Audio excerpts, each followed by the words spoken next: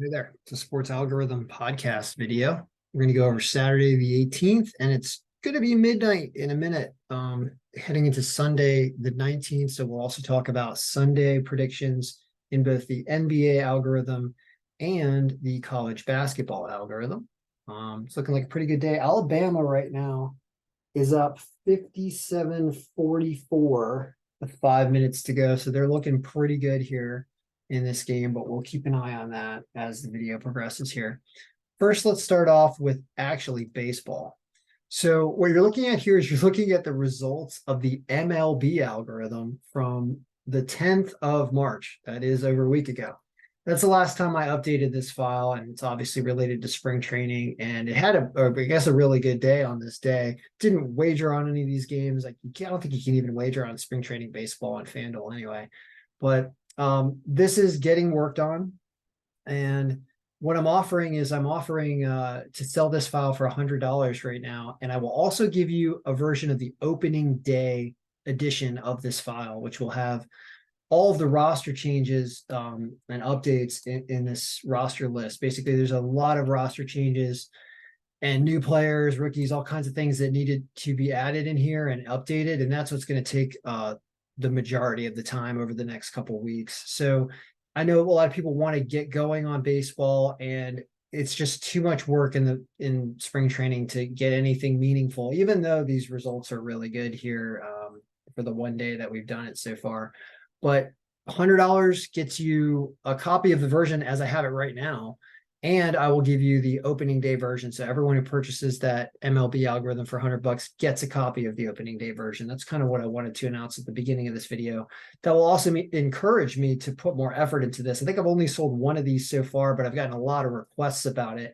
So I think everyone's waiting for me to update it, and I'm just not going to touch it until close to opening day because there's too much going on. But if you buy it, I will feel obligated to set up tomorrow, and kind of get that going, because you could have done today after they announced lineups. Like, these are the lineups from today, but you can't set up tomorrow. And that's why I kind of get I'm like, well, what are we gonna do here? If there's no lineups, the whole file doesn't work. So you got to wait till the morning, and I'm busy tomorrow. So point is, if you want me to get working on baseball, you can go purchase a copy for $100, and that will get me moving on that. Now let's talk about NBA. NBA from Saturday, 5-3. Celtics blow one really, really late. That was, if you had the Celtics, that's a bummer. Jazz come back and win there. Clippers lose, but their injuries, when you updated the injury report, you see some injuries here. Memphis was actually a pretty good line and managed to win. They won by 14, apparently. And then you had, I said the Sixers were one of the best picks. They were one of the best picks. They also covered. Look at all these teams winning. That all teams that did win, they also covered. And then you had Minnesota did not come back and cover the +7.5. So that did not work out. Raptors won. And this was a super close game also down here that Denver managed to win. So not a bad day. If you took the Sixers, it worked out. And also the Bulls won at that underdog line. Look at that. They did win. All right, so let's talk about Sunday. We've got some predictions in here already. Sunday's NBA, some terrible lines up here, and an injured Pelicans right now against the Rockets. So that's why that's a little scary. So bad lines all the way down here. And then injured Clippers against the Trailblazers are -125. Nuggets over the Nets. That's about the best thing on here because at least they're healthy. And then the Suns are hurting against the Thunder. So difficult day, especially line-wise, but it looks like the Nuggets over the Nets is probably the best thing to go with in terms of lines, only -122. So that's NBA for the day. Now let's go over to college basketball. What's the score of that game? It's 45-59 with 4 minutes left. So Alabama up by 14 with 4 minutes left. While it's not over, it is looking pretty good for them. So it's probably going to be a 10-3 day. So you have a loss here with Missouri against the Cinderella Princeton. But look at, the injury was still there at 81%. So it's understandable because they clearly had somebody significant injured, but Princeton's clearly outplaying their stats this tournament. So that's a win for Princeton. I actually took Princeton in this game because I was like, they're playing great, give it a shot. Great line, got them at like plus 180 and they won. So yeah, I don't think they ever fell behind. They led the whole game. Now Kansas loses to Arkansas. Wow. Wow, wow, wow. They were a number 1 seed, weren't they? Close to it. So that's the upset of the day right there. And Michigan loses to Vanderbilt, but they were at 80%. So the algorithm, really a pretty solid day. I said take Cincinnati, and they won and they covered. Tennessee, algorithm picks Tennessee off, beating Duke. I was like, oh, Duke's playing well. Never listen to me.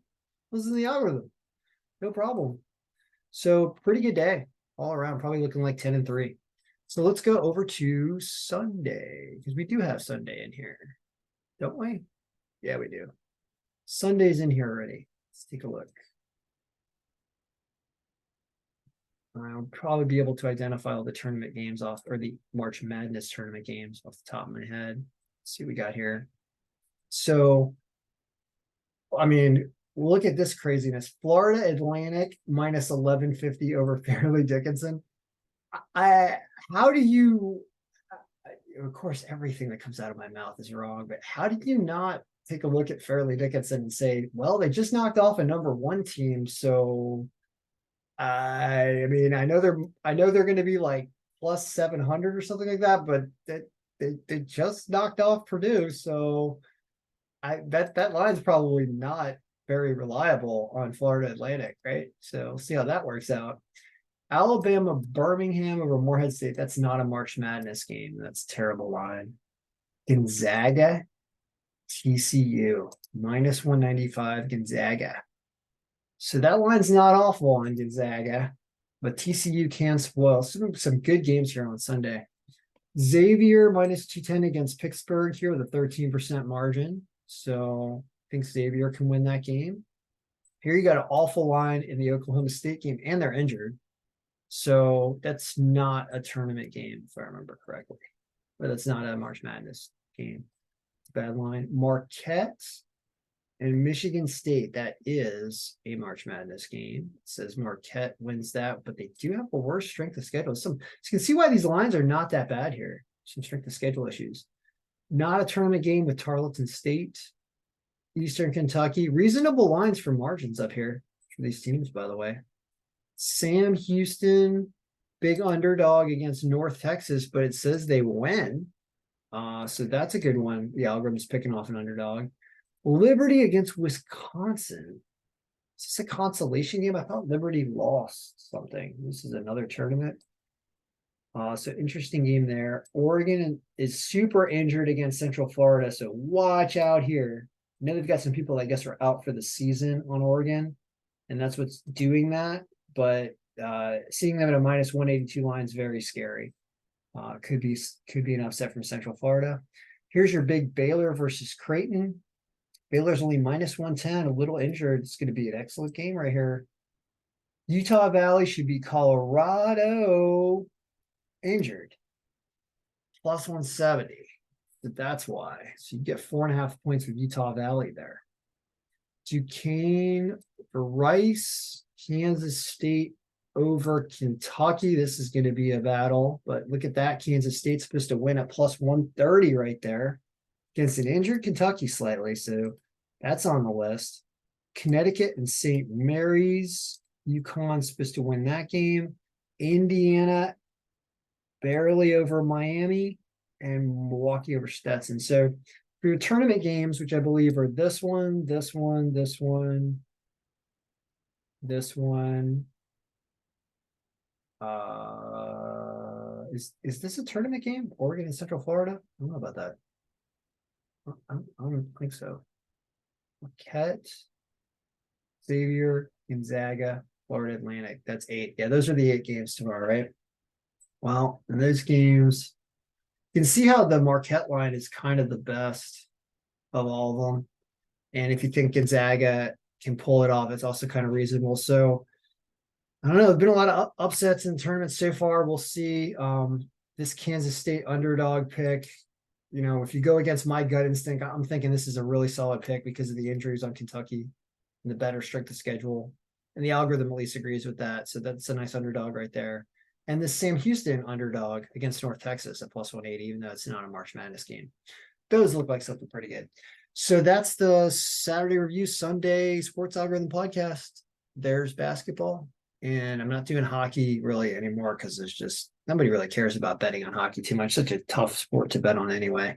And I haven't been keeping track of the history of the games, which matters. So that's another reason why I want to get baseball kind of out for everybody. And then you guys can all I'll do the videos teaching you how to update everything yourself, because baseball involves you wanting to update it every day to keep track of streaks, because that is one of the stats that we like to use. So without a complete history, that can't affect things unless you want to zero out the streaks factor and use a different factor. So I'd like to just get this started for everyone and then let everyone, like a wind up doll, you can just start updating it yourselves throughout the season. All right. Good luck, everybody. I hope your picks won today, and may all your picks be winning.